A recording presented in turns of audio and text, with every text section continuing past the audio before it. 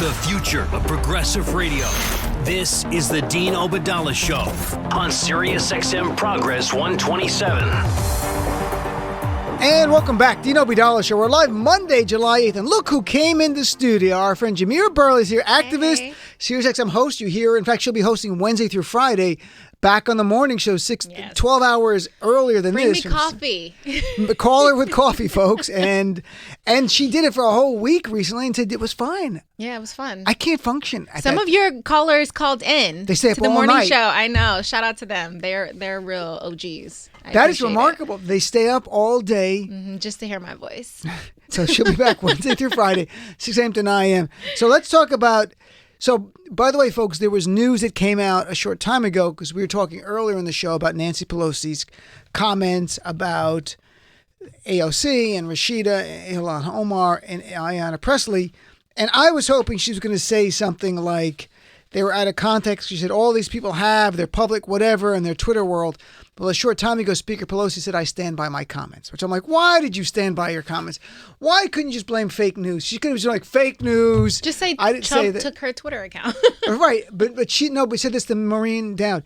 What do you think? I mean, Nancy Pelosi says, on one hand, diversity is our strength and unity is our power, which is great. And on the other hand, is publicly going after 4 members of the Democratic Caucus who are all freshmen, all women of color. Why would you do that? I mean, because it's a reflection of, I think, America, corporate America, nonprofit world that says we want to hire diverse talent. We want to hear your voices and your lived experiences, but we're actually not going to take any of that into consideration. We just want you to be there for like the posters. When we develop the posters to have pictures to show everyone how diverse we are, but we actually don't want to hear from you because you're not senior enough. You don't have the power. And I think it's extremely disheartening, but also is disrespectful. Like the publicity and the rallying around these women who have been able to show up and be a part of this new freshman class of the House, I think shows that they have been able to awaken a part of America for the Democratic side that has not felt the type of empowerment and the encouragement since Barack Obama. What an interesting point you made, the idea that people want diversity. Some of the people in power want diversity for photo ops and to tell people on literature. But when it comes to actually hearing your input, they're like, you and your whatever you do, and you're only 3 or 4 of you. That's what she's saying. There's only 4 of you. And so is that something you've experienced, that what you see in the real world? Every day of my life. Seriously? Yes. I mean, starting from when I went to college, like I was the girl they always picked to be on the posters because, but it wasn't as diverse. Or even where I work, right, I've had to constantly strong arm myself into conversations that should have been, I should have automatically be included considering I represent the population we're trying to target. So I think same with these ladies, right? If the Democratic Party is trying to engage younger, brighter, more progressive individuals around the country, then you can't do that by alienating a population of people within your caucus that represents the people you're trying to engage. It just doesn't make sense. And to me, that's the bigger point that came up, that our fear is that Speaker Pelosi's dismissiveness to them sends a message to others that, wow, the Democratic Party, the leadership really doesn't want us either. Because the Republican Party doesn't want people of color. I mean, they really want to just use you. They're unbelievable. Democratic Party, some parts of it are much more embracing. They're in leadership positions. Yeah. But the message is horrible. And that message, why get involved? Why care about politics? That's my concern. We want more people involved. When there's more people involved, we win. And then our ideas win, which are more important than Democratic victories. Then we can have things like changing policy, having criminal justice reform, going through the list of things to make sure education costs come down. But only in their timeline, only when they're ready to do it. Not when you have these grand ideas and you want to push government to do things now, because why not? And I think that is really the generation divide, is that millennials, Gen Zers are like, why can't we do it now? Why do we have to wait 6 months? Why do we have to wait until the 2020 election? And I think Nancy is... Nancy. You can call her Nancy. I'm going to call her Nancy like she's my aunt. Right. Nancy, I think, is going to find herself in a really tight place because she's either going to have to, I think, step down because she can't do the job that people hired her to do, or she's going to be pushed out by a younger and more progressive population of people who are fed up with the traditional ways of how government is ran.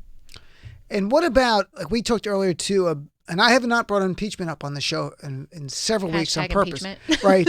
Because it became a discussion where we were just dividing ourselves, and people were well-intentioned. They were respectful of each other, but there was a point where I'm like, this conversation, I think, is potentially more destructive. And I promised people I would not bring it up again until something came up. And this brought this up again, and the fact that 9 days from now, Robert Mueller is going to testify before Congress, and that's going to be it. If they do not call for impeachment after that, there will never be the impeachment hearing. I don't know why Speaker Pelosi is stopping the impeachment inquiry when the newest Gallup poll, July 3rd, Democrats have gone up. It's risen 81%. How do you say no to 81% of your base and think that's okay? I don't get that. Is that elitism? Is it just the old school politics? Like, you elect us and we know best type of thing, like they're kings and queens? But is there strategy in this? I don't see the strategy. At first, I was like, maybe she wants to go through the processes, but again, even she's falling into this trap of thinking that going through a process, standing on your morals and your beliefs as a party, for some reason, we can't do that unless the Republican Party shows up. We already know they're not going to show up and do anything about this. So we have to create a standard of how our presidents act and a standard for how candidates run for office in this country. And I don't think she's laying any foundation for that to happen. As considering what has happened so far, I feel like it has laid the door open for every candidate to receive information from a foreign government. And who is to say that it's wrong if Congress has not done so? You know, people have talked about the idea that I think Speaker Pelosi has a plan. They said that 2 months ago, a month and a half ago, when I first got this stuff. And I would say to them, even my friend today, literally talking to my friend today, said that. I go, what's the plan? Am I missing something? What they are doing is traditional oversight, and Trump is stonewalling it, so they have to go to the court system to try to get these documents. In fact, tonight, folks, there's breaking news tonight that House, I'm not sure which committee, maybe it was oversight. I'll tell you exactly which committee did it. They subpoenaed Trump business records. Congressional Democrats just escalated it, subpoenaing Trump Organization and other Trump businesses. And this is the first time they've done this, that it's gone up. So it's even more. So they just dumped a whole bunch of subpoenas with a return date of July 29th, meaning documents have to be back by July 29th. And I'm glad it's a shorter time because they're not going to give the documents. They're going to go to court as well. August, there's no Congress. They're taking off all of August this year, what they tend to do. That's convenient. Isn't it? I'm just like, what a cool job. What a cool job. They don't want you to have universal health care, but they have a government system. They don't, it's just bullshit. What about, here I'm forcing you to speak for your fellow millennials. I'm a millennial representative. You are. So on behalf of all millennials, if we're trying to make the case to younger people who have never been involved in politics personally before, the Democratic Party is far different than the Republican Party. And they'll go, but look at all the crimes Trump committed. And you guys did nothing in the House. Is it harder for us to make that argument that our party is vastly different?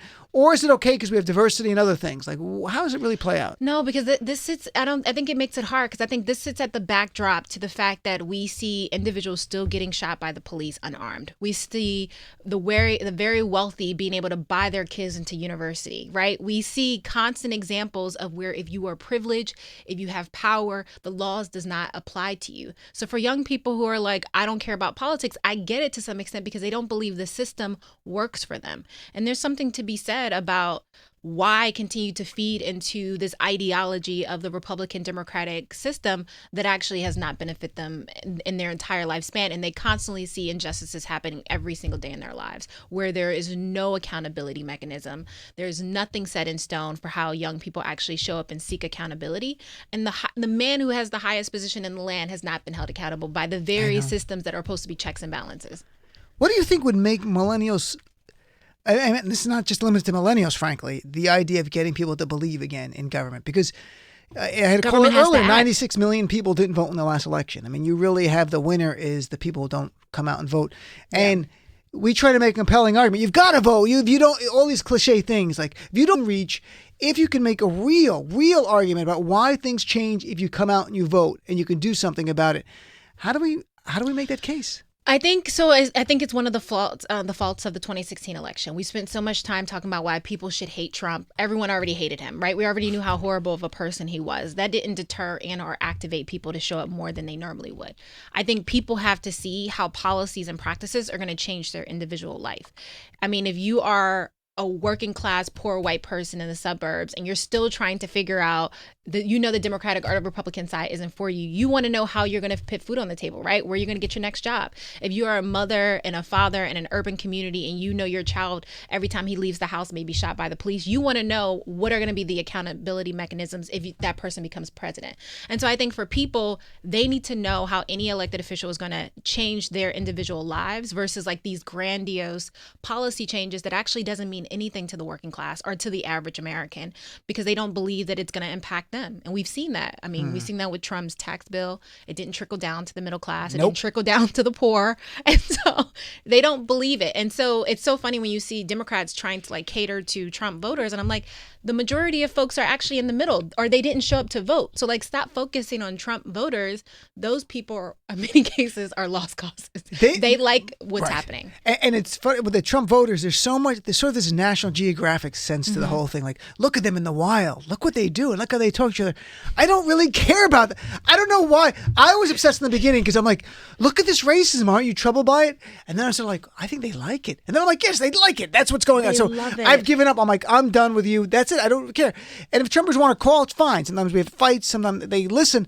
But I'm no longer intrigued by them. I'm intrigued by what you said. First, getting our people out, number one, and then reaching those who didn't vote. They call them the low propensity voters, but I call them the higher potential voters. They're the ones that can change an entire election by coming out. They're the ones not even polled. And we're also assuming that they can make the decision to go vote themselves. There also might be barriers for them getting access to vote. That's interesting. Right. All right. So let's shift gears for a second, but it's all about 2020 because we're in the heat of it right now. And Eric Swalwell dropped out today, so leaving us with 244 other candidates, which is heartbreaking. I was like, Eric Swalwell, in case you didn't know him, I'm running ahead of him in New Hampshire. That's how bad he was doing it. I'm not even running. So, but he came at, who did he come at? Was it Joe Biden? When you're going to pass the torch. Said, pass the torch. Joe was like, I'm still holding it. And now Biden's which was like, a bad comeback. It was because there was so much better potential for a comeback. And I'm still holding it. No. But let's talk about how things are changing a little bit. This weekend was the Essence Fest in New Orleans. 7,000 people came out, primarily African-American women. Yep. And 7 Democratic candidates came. Now, out of 20-something, you wish there were more, but I looked it up here. And in 2008, there were several candidates, and only 2 came, Hillary and Barack Obama then. So now there's 7. And, you had Cory Booker and Senator Harris, but you had de Blasio and Buttigieg and Hickenlooper and others there. Do you think does this indicate, or do you get a sense that more candidates are taking it seriously, that the contributions of African-American women, or it's just about pandering? Like, what is it? What goes through your head when you hear this? I think if they're smart, they will pay attention. I think if they're smart, because, data is what data is, right? Black women have been the most loyal to the Democratic Party than any population. We show up in vast numbers every single election to vote. We influence our families, our friends to vote. And we are the ones who are most active on social media. So we're also pushing those messages outward to the rest of the community. Right. So I don't think it was pandering, because I think a lot of these elected officials have already previously, prior to Essence Fest, came out with very targeted policy and recommendations that are targeted towards not only the African-American family or to women. Elizabeth Warren has been extremely good at this, and it has shown in how she's fundraised. I know her numbers came out tonight, $19 million. And no fundraiser. No fundraisers. It was just out tonight. Elizabeth Warren, like Buttigieg set the record, $24 million, right? Mm-hmm. And then she beat... No, Biden was 24. Buttigieg, I think, was like in 18. I think he was 20. I think he raised more money than Biden. That was what was stunning to people. Oh, you're right. But she came out, so her numbers were better than Bernie and better than Senator Harris. $19 million with no fundraisers, which is so imagine if she has a fundraiser, oh my gosh, which I think is totally against her brand. I love that no fundraisers. What a great thing. Well, by the way, did the first debates, there was 2 nights, did it change your view of anyone? It's so funny. We talked about it that morning, and I think that did it change my view? I think clearly Warren won the show the first night. Castro, I became a huge fan of his after that. I think he was very poised. I think he was very we talked the prepared. Night before the debate. We did talk the night before about predictions, but I think he was a surprising addition to the first night. I kind of perked up every time he talked. Elizabeth Warren did an amazing job. Totally expected that. I don't remember anyone else from the first night. Wait, was that when Mayor de Blasio was on? Was Yeah, on he that was night? the first time. Fix the trains. That's all I need you to do. This is Focus on New York. fixing the De Blasio, trains. don't travel around the country. Come back to New York and stop. There's so much construction, folks. If you were in New York City, at least in Manhattan. Everywhere. But it's so funny because all of the things he wants to talk about is clearly a representation of things that he never fixed in New York. So the last thing I want you to do is take that to the nation's capital. Focus on New York. Figure that out. But What about the second night? second night, Kamala killed it. She was. Did she kill in a way that changed your view of her? I was already a fan. I think what that has showed me was that she didn't care that she was standing next to heavy hitters. She still was going to show up and speak her piece. And I think she showed that. And she didn't back down, right? I don't think... It's so funny. I saw an interview that Biden did, and he said he didn't expect her to come for him like that. Right. I felt that was very aggressive. I don't think she came for him. And I also think he was just unprepared. Like, every news channel was talking about that very topic for the last week and a half. There should have been no surprise. But what I think he thought is that he was on a high enough pedestal that no one was going to come for him because he was so successful. What that showed for me is that both him and Bernie were asleep. Bernie was definitely asleep. I was like, can someone tap him to make sure he's awake? And then Biden also cut himself off multiple times. He's like, I think my time is up. Right. That was a weird thing. That was such a sort of foreshadowing to it in case he does not get the nomination that his time is up. I'll just play that clip. It was my time was up. What Biden said about, and he also went on to say why he wasn't expecting that from Kamala Harris, that she knew his son Beau, and I was on MS on Sunday and said, in 2016 during the primary, him and Obama supported her in the primary and actually campaigned for her. So he views her as a friend, and that goes to more the old time politics. Like if we're friends, you're never going to come at me like this when we're against each other, and they are. That's the way. And it's on policy. It wasn't personal. It wasn't like Marco She didn't Rubio. say you are a racist. Right. and it wasn't like Marco Rubio going, Trump's got small hands, Yeah, which he that was did. very I mean, personal. right. So He has very that was a strong whole hands. different thing. So this is about policy. That's the way. And Julian Castro going at Beto, and they're good friends, and that's why it stunned Beto. It was based on policy. That's the way the distinctions should be, Democrats. We should make it policy-based. And that was really what Senator Harris did was about his vote in 1970s, when he championed, and have you evolved. And we'll talk about it today, where he said he did evolve now over the weekend. We'll talk about that. That's a quick She should have said evolution. that, right? He should have said that the debate would have changed the whole game. Because it would have gave her no fuel for the fire. That was it. That would have. But he because he thought that old school politics was going to win out. And I'm sorry, I think I would have been disappointed if she or not, anyone on that stage had not questioned him further about that. Because if no one is going to question you, it doesn't allow you the opportunity to actually redeem yourself and say on the record that it was wrong. Otherwise, you could have went continuously throughout the rest of this campaign talking about how you love partnering with segregators. I'm just like, just shut up. Here, by the way, I want to play a clip from the Essence Festival of a short clip of Senator Harris talking about black women leading the fight. Let's clip number 5, please. The fight of black women has always been fueled and grounded in faith and in the belief of what is possible. We have always built the future that we can see and believe in and fight for. And that's why Sojourner spoke. It's why Mae flew. It's why Rosa and Claudette sat. It's why Maya wrote. It's why Fannie organized. It's why Shirley ran, and why I stand here as a candidate for President of the United States. So everything I read, they loved her in the audience. She did a great job. She unveiled a brand new proposal, which was $100 billion. $100 billion in housing to provide homeowners a chance to buy homes or rent that live in historically redlined communities where there's discrimination by even the color of law, not just there's de facto and de jure by law as well doing that. So I think it's great. The candidates are talking policy. I love Liz Warren talking policy. I love Senator Harris talking about policy. And others have. Julian Castro, I had him on. He talked about his policing policy a few weeks ago. And that's what should separate them. That's what I want, as opposed to who's the best tweeter, who's the best snarky person, all that. They're all, the top tier are all smart. These are all really smart people. They're accomplished people. Let us make a decision based on policy distinctions and who you like. I get that. That's part of it. There's an intangible. But let's hear the policies. And that's what I think is going to make people vote for you. You hope that they hear about this one, or they'll hear about Liz Warren on student loan debt, which is really important. Or Bernie, if you like Bernie on that one. I mean, the list goes on. They're all out there.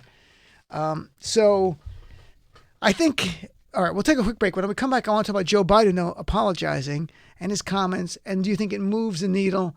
Is it just like a week too late? Because it really is a week ago. It would have been so late. Is it 2 weeks? It's been 2 weeks. It would have been such a different moment if 2 weeks ago he had said this on the stage instead of what he did say. Let's take a break and come back. At this point, the question is not who connected to Donald Trump as a criminal. The question is anyone connected to Donald Trump who's not a criminal? The Dean Obeidallah Show. Sirius XM Progress.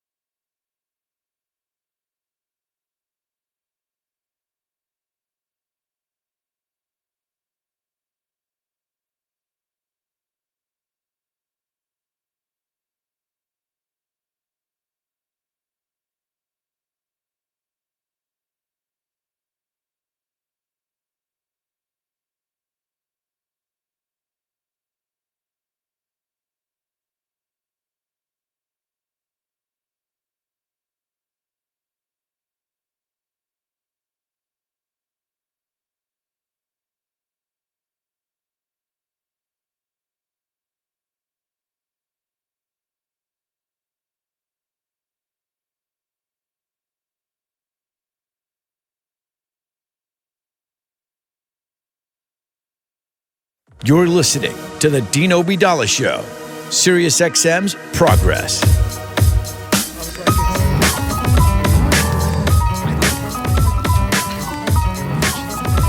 And welcome back to the Dean Obeidallah Show. Here with Jamira Burley. Yeah. We're going to play the music the entire time. This is her theme. She got her own music. No, I was kidding. We're not going to really play it. Now, maybe we are. We're going to keep playing the whole... Well, we'll keep playing. I don't care. I like it. It's actually good music. Lauren wrote it. It's actually from her lounge album. Oh, so, dope. no, I'm kidding. So let's talk about Joe Biden. And here's his comment over the weekend, and it made some press. And this is just a short part of it. Then I'll read a little bit more before you comment, so I'll give people more of a context of what's going on. And this was in South Carolina, clip number 7. Now, was I wrong a few weeks ago to somehow give the impression to people that I was praising those men who I successfully opposed time and again? Well, yes, I was. I regret it. And I'm sorry for any of the pain or misconception they may have caused anybody.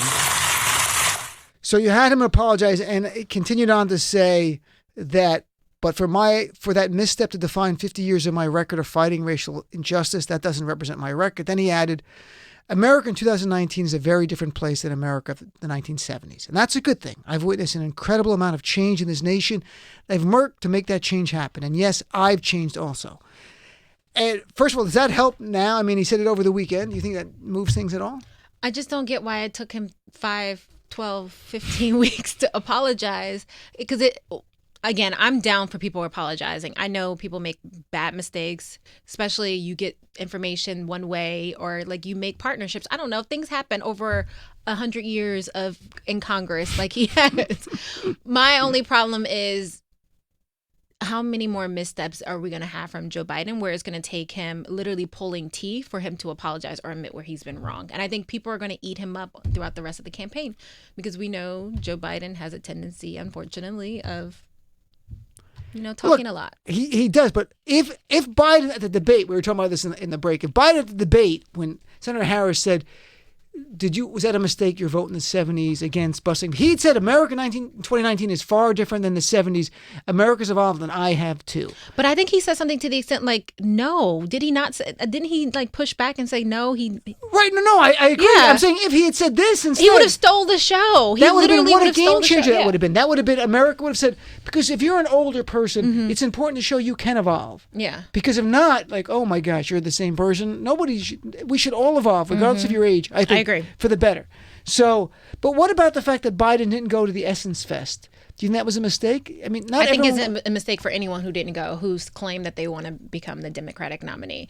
I think this beyond just the star power, the organizing power, everyone that I know who is in organizing, who is advocating for a specific issue or cause, dealing with the lives the lives of African Americans around this country was at Essence Fest. Everyone that I know was there. Like, so beyond just like, that wasn't even a great time to pander. That was a great time to actually convince people to come onto your side and a great platform to do so. And so I think it was a missed opportunity for anyone who didn't attend. And for those who did attend, I think took a great opportunity to actually announce actual policies that are going to benefit the lives of Black women. So I think that was really helpful. And to me, when I said pandering earlier, I was just trying to get your sense of it. I'm not calling it pandering. I think you should be going out to every community out there, especially ones like African-American women, African-American men, who voted over 90% of men and way over that for African-American women who have supported the Democratic Party. And I think, but I was just considering pandering if you talk about how great African-American women are, but you don't have any on your staff, right? So that's, for me, it would be considered pandering. So what else, is that the key for authenticity? If you're going to go to a community and say, I'm there to help you, are policies just as important or equally important as having a staff that looks like some of the people you're speaking to? Having a staff that represents America. Right. Yeah. So it's like, no one is asking you to have 100% of your staff Latino if you're going into a Latino community, but like they will want to feel like there's someone on staff that is at the table when something arises about their community, that it's going to be represented. Same for any other community. I just find it hard to believe that any person of policy or any elected official says they're going to create policy for a specific community and doesn't have anyone on their staff that pushes back, that provides insight, and that actually helps to move the needle. I think it doesn't make sense. And it makes me think, Ralph Northam, who we all know now, I remember when he was a candidate, we did a town hall with him. We had him on the show a lot. His press secretary was African-American woman. And she was like one of the key people in the entire campaign. But he didn't, to his, I guess maybe credit's the right word or something, he didn't bring that up. Like, there would have been people like, I don't hate Black people. Look, my press secretary. He didn't say it once. Because you shouldn't have to. But people want to be able to look on your, But it was interesting that, because I met him when he was a candidate, and I met others on his staff. There was a Muslim guy working on his staff. And she wasn't the only African American. It was a very diverse staff. We did a town hall, and he was just a candidate. He was the nominee for the Democrats. So it was all so stunning. And there was a guy that, unless he was a great actor, had evolved from that guy with blackface. Can you forgive the blackface? That's up to people. That's up to them. But people can evolve. And he'd shown it from the staff he had, and his policy was articulating. But he's a one-term governor no matter what. There's term limits in Virginia, so it's kind of gone. It's just a question of what his the rest of how people think of him. And you mentioned Ralph Northam now. I think most people think of one thing, that yearbook picture. They don't think about anything else, and that's who he is. So because he also could have came out against that very early, but he also, he admitted it was him, and then he goes, maybe it's not me. I'm like, come on. I mean, if you don't know who you are in a damn yearbook, you were clearly need to get together. in the break, this always happens in the break. We have these conversations. We talk about this on there. We talked about it. You said to people before the first debates, don't wait for Obama. Obama said, don't wait for Obama. He gave a speech before 2018, remember? Don't wait for me. Don't wait for a savior, which he basically said him. How do we get? Is there anyone in this field that's potentially? And I think that's okay. I think so. I love Obama. I was extremely inspired by Obama, but I think he is a once in a lifetime candidate. And I think we have to get to a point where we're looking for people, because even Obama was a disappointment to some people, right? He didn't get all the policy that they wanted. Right. He didn't move the needle for so many different issues. He wasn't the perfect, he was the perfect candidate, but he wasn't always the perfect president. And so I think we need to get to a point where we're looking for people who have the substantive policy that can back up moments of inspiration versus looking for an inspirational candidate that has moments of policy. I think we're so far in where there are people who are really suffering that America is at a breaking point where it's really going to put into question this very young nation, whether or not we can live up to the experiment that we set out for, that the founding fathers, y'all founding fathers set out for. They weren't my founding fathers. And that's funny. That brings us to the next thing. Although I want, before we get to the next thing, with Eric Swalwell dropping out, do you think other Democrats should drop out, or that's fine? I mean, the idea of having, for the next debate in a few weeks, we're going to have 20 again. They'll qualify. August, no debate. There's no debate. Then September, double the criteria. My birthday month. Give me all September? The shade. Yeah. Right, September's your birthday month. And that it's going to be double. Like now you need 65,000 donations. You're going to need 130,000. Not 1%, 2%. That's going to cut the legs out of a lot of people. It is. So you're cool with waiting September. People drop out. I still want to see if Marianne can still raise the money. I still want to see her on a debate stage, because I think that what the diversity that we have now is actually keeping people interested that normally wouldn't be interested, right? If it was the same old debate so early in, we're a year and a half out. Let as many people who are on the debate stage be on there. We know who are the most substantive and who isn't right now. I agree with you, because I'm a small Democrat with a small D, no matter what's first. So I like to see as many people. You have to have some stage. You can't have everyone on the stage, but I get that. But we're going to have 20. And then I think some are going to drop out after the second one, because if they're still at 1% and they had a nice debate and they're raising no money, and you're not going to make it qualified at the September debate, you're gone. If you don't qualify for the September debate, then, and that's going to be ABC, and that's going to be probably 8 or 9 candidates, and you get to hear them more and more. And then I've only donated to people that I want to see on the debate stage. So. Have you donated to people? I am a recurring donator of Harris, of Warren, and Castro. You have, and it was Castro only after the debate? No, I've been giving to him since the beginning. I believe that his voice is necessary regardless. I want to hear him. And I think he's pushed people to talk about things that they probably would have not talked about this early in. So I'm here for it. No, and if Biden were the nominee, would you contribute to it? I am going to vote and vote. Yes, we're voting. And donate for whoever becomes nominee. Yes, and I will help Trump pack up too. So whatever y'all need me to do, I'm here for it. I was talking to Joey Reid, and we were the fear, and she happened to bring it up, and it was about what if Trump doesn't leave when he loses, right? I'm like, I feel that's going to happen. Yeah, but the beauty is the Constitution, the way the 20th Amendment's written, his powers expire. But who is going to remove him? That's the most fun in the world. I'm like the Joy, like he becomes a squatter. So we get DC has laws for squatters. Right, so he can't adverse possess the place. That how much fun would it be if he wouldn't leave? Just think about how much fun it is, and we send people to drag him out. Like he would not do it. He would leave. I hope he under protest. No, but look, I would rather he just leave and go. Yeah. And accept the loss. But if he has to be carried out, that's the closest we're going to get to him going to jail. Like a stun gun type of thing. Kind of here for it. Like a taser. I feel like my fear isn't the day he's supposed to move out. Is that there's it feels long between election day. November 3rd and January 20th. January 20th. That's a lot going to happen in that time. I'm just saying, we have literally placed an unstable human being in a very powerful position that he feels backed into a corner, because his fear is that if he doesn't get elected in 2020, he's going to be they're going to take him to court. That's a good fear to have, but that also makes a dangerous enemy. He's one-term Trump, I call my hashtag one-term Trump. Let's put it into the universe. But here's the thing. To win for president, you need to get 270 electoral votes, right? Mm-hmm. That's what it's not about anything else. Not a majority electoral vote. That number. I need someone to get rid of that. I agree with you. But the only thing I was thinking of, and this is the weird thing over the holiday, I'm like, what could he do? How could he prevent certain states from voting that are red states, so that a Democrat that are purplish red states, that they agree not to have their election?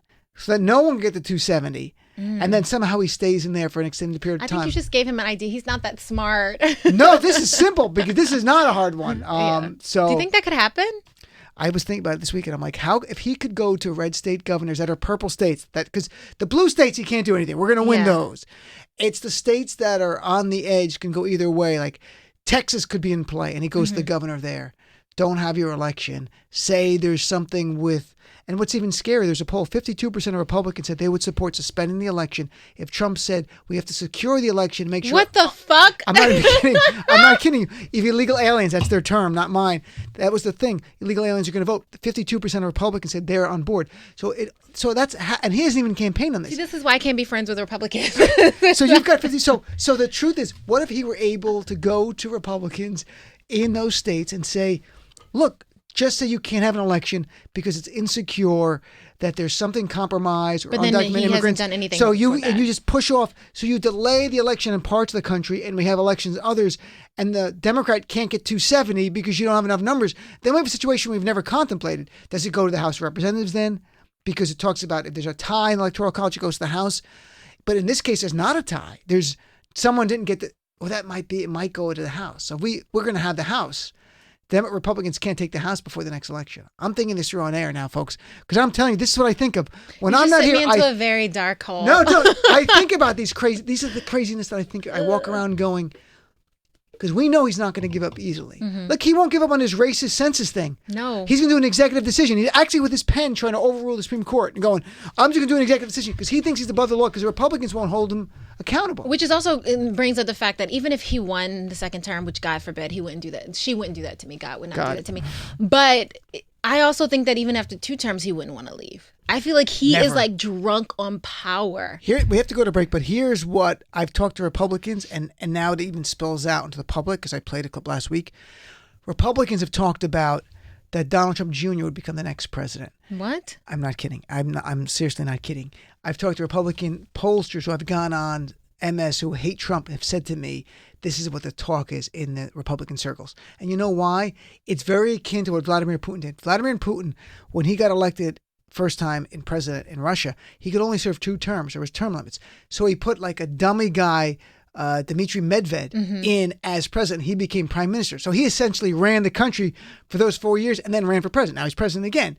So Trump is thinking, if I can't get Republicans to suspend the 22nd Amendment, that's the one that says you can't be president more than twice, I'll put my son in and run the whole country through him, and his base would be happy with that. You mean like he actually runs as a president? No, his son becomes president, but Donald Trump really runs it, everything. Like Putin was prime minister, but had his stooge. This is the crazy stuff that I think of, folks, and this is what's going on, because I tell people, I don't say it to scare, I say it to prepare. Think of anything. Like this, I mean, don't after scare, seeing one prepare. episode of Handmaid's Tale, I was like, I started preparing. So, All right, let's take a break and come back and scare people more right after this on the Dean Obeidallah Show. are you freaking kidding? The Dean Obeidallah Show. My slogan for Trump in 2020, Trump for prison 2020. SiriusXM Progress.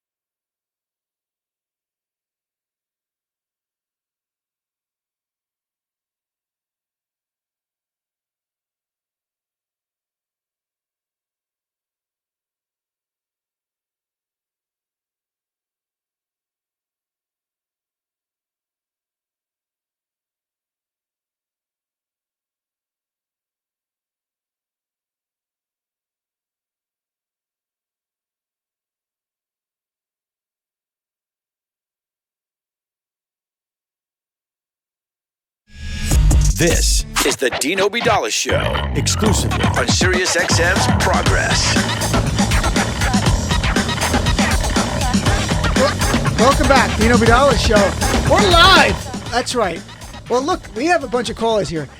One person wants to know about how to get millennial voters, and that's your strength. So maybe we should talk to that person. Let's do it. All right, here, let's talk to Evan in Oregon. Evan, how are you? Good. So how are you? You're here with Jamira Burley, who is an actual millennial who is trying to get millennials on board. So are you a millennial, or this is like your view of how to get them on board? Yeah, no, I'm a millennial. Oh, Okay. love it. So do you love avocado toast too? Is that a millennial thing? It's totally a millennial thing. Thanks for I calling. deliver a lot of avocado toast. Well, that's funny. So, Evan, how to get millennials? When you say get them to vote, what's your ideas? Because I'm all game. We need them to vote. We need them involved in the system. Well, it's something I haven't heard any candidate talk about, unfortunately, but ending the independent contractor loophole. I mean, there's millions of Americans that make less than minimum wage, and the corporations get all of the profit. That's so true. Interesting. It's something the administration could actually do, the executive branch could do without Congress. Yeah, so it's like these large companies that are bringing people on in full-time capacity, but they're actually labeled as an independent contractor, so they don't receive any of the benefits as a traditional full-time person. So, yeah, and we pay all of the taxes. Yep. The corporations don't pay our taxes. So you would like a situation whereby executive order that would have to apply for companies that deal with the government, I would imagine, not just private companies, that they as something would trigger the obligation they become an employee and get all the benefits. Is that what you're getting at, Evan? Not even executive order. A lot of the companies like Uber and Postmates and Lyft, they're violating the law right now, and the Department of Labor hasn't done anything about it. Yeah. Something you know about? Yeah, I mean, it's true. We have so many tech companies that are coming out. We have folks who are working for Uber oftentimes more than the 40 hours a week, and they're not receiving any benefits. Yeah, I know a lot. I mean, that's very true for a lot of millennials, unfortunately, because they are working in those similar industry. So I would find, you're right, I haven't heard any candidate talk about that, but I think it's because they just it hasn't been brought to their attention. I'm curious though, the candidate that I could see talking about it is probably Elizabeth Warren. Sure, I definitely could. Yeah. So yeah, I would love to hear more details about what that would look like. Because a more corporatist Democrat would never articulate this because it cuts into profits for corporations. That's why they don't want to do this, to make them employ. And what they'll say, like today they had a study, the CBO came out with a study about, and that's not nonpartisan Congressional Budget Office, on raising minimum wage. It would help, I think, 17 million people, but they calculate it would result in, I think, 1.5 million people being laid off if you raise it to $15 nationally. And that could be true in certain regions of the country. Yeah. But they were making a point that it's helping so many people. If you raise minimum wage to $15, it would change the lives of millions of Americans quickly and would also push wages up for others. Yeah. We had an expert on earlier in the show. Minimum wages have not grown whatsoever. And Trump talks about everything. They've gone up 1% in the last year. That's nothing. And inflation's over that. So you're getting a pay cut. If you've gotten 1% increase or nothing, you got a pay cut. Yeah, and we're just asking for a livable wage. Imagine if we asked for a thriving wage where people could actually like invest and like send their kids to college and not just be making $15 an hour, only barely putting food on the table. Evan, I like that idea. Anything else you think that millennials might respond to? That and some action on impeachment. I mean, see, I told you. Her constitutional duty to do it. Right. Either she does it or she needs to be removed as Speaker of the House. Interesting. People are like, just do your job. If it doesn't work out, we can all recruit and like think of a different strategy. But at the very least, do your job. I agree 100%. All right, Evan, thanks for the call. I appreciate it, my friend. That's a very interesting issue. That's not something that's completely off my radar. Not one Democrat's talked about it. But you would be surprised to know that probably most of the people you interact with are probably independent contractors. I actually am. I mean, anyone. But it was my choice here. Yeah, exactly. That was my choice for. But most people, it isn't their choice. Because my situation's slightly different. But right, no, most of the time. No, because you're a bowler. I'm a bowler. That's right. I got cash. Woo! I could party. That's right. Making it rain all the time. That's what I do. No, Lauren's like, don't do that again. Lauren's like, don't ever say it again. Well, we got a conservative once. Mike from North Carolina. I think he thinks we're crazy. Mike, what's going on here? No, I don't think y'all are crazy, but I have found myself turning over to the left kind of channels, right? And I'm just, you guys are fascinating for conservatives to listen to. Right. I mean, and maybe we're fascinating for you to listen to. It depends But, who you're talking about. you Which know, conservative? if we ever talked about dragging Obama out of the White House, what do you think? Actually, CNN y'all would did. do? Y'all did talk. Many of them did talk about dragging Obama, and many of them did throw shade at him for wearing a tan suit and how it was an abomination to the presidency. He was born in all Kenya, of those that he's a things Muslim. happened. He hates America. They He's a talked about socialist and his a wife and communist. called her a monkey. Like Right. all of those things happened. But if you would have said, but Yeah, Mike, but it wasn't the mainstream. Yes, it was. Donald Trump's in the White House. He was the king of the birther movement. But Mike, your point is when we were talking about earlier, like if Trump, we're talking about if Trump loses, that if he loses and doesn't leave the White House, you can't let him just stay there, Mike. He's got to leave at some point, right? We got to get him out. So what would you do if a squatter was in your house, Mike? What How would you do? I mean, remove that's them? the reality. What if he loses? Just assume for this, hypothetically, he lost, and he says, I'm not leaving. What do you do? Okay, well, first of all, that came about because he made a lighthearted comment, which I wish he would never make lighthearted comments, but he does, and he said something to the effect of President forever. Well, I don't know, maybe I won't leave. Right. And So okay, our response and- was based off of that. How are we supposed to know what's lighthearted coming from Trump and when he tweets it from his target? I mean, his toilet. He versus his retweeted office. Trump forever. He Also president for 6 retweeted a years, 8 video years. that showed that he was going to be president up until like 200, Yeah. I mean 2000. Hashtag 200. forever. Yeah, it was It like, was like, that's what it scary, was like. very creepy moments. So, Mike, we're just getting ready, Mike. We're not saying go get Trump today and drag him out of the White House. In my dreams, I said it, but not here on the show. But, Mike, we're saying if he loses November 3rd, 2020, how do we get the squatter out? That's all we're saying here. So, but I'm glad you're entertained by our stuff here because there are times I think we actually have lost it and it's all Trump. And it's not healthy. He's aged me, and I don't think I could survive 4 more years of him. I know I can't. He drove my blood pressure up. All right, Mike, I got to go to a break. Nice chatting with you. Mike is just intrigued by us. It's like National Geographic for him the other way around. He's listening to us. He goes, listen to them. This craziness they say. And But I'm curious if it ever like clicks that like, oh, maybe they said something that actually makes sense. You know what I mean? Maybe on certain issues because you see when you talk about anti-big business stuff and that's where you find common ground with working class people who are on the left and the right because they're tired of losing to big companies and the wealthy. We all, none of us like that. So let's take a break and come back. Dean Obadala Show on Sirius XM Progress 127.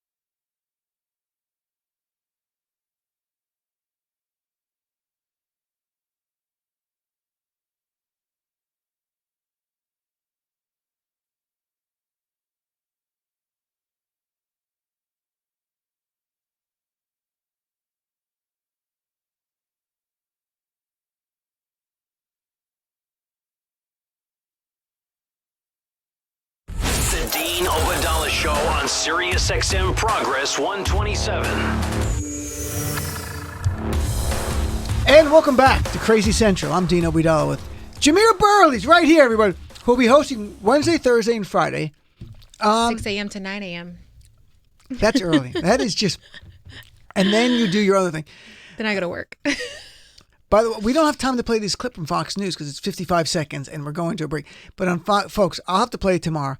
They had a white historian on, I'm not kidding, folks, on Fox News, who slammed Colin Kaepernick and then said African Americans, they don't even know their own history. This is a white historian with a Southern accent saying that unironically on Fox News. So, Jamira, thank you, my friend, for coming in. I truly appreciate it. It's always great to spend the hour with you. And folks, be back tomorrow. All new live show right here, Sirius XM Progress 127. I'm on Twitter. Jamira's on Twitter. Dean at deanofradio.com. Drop me an email. Love to hear from you. Be back tomorrow.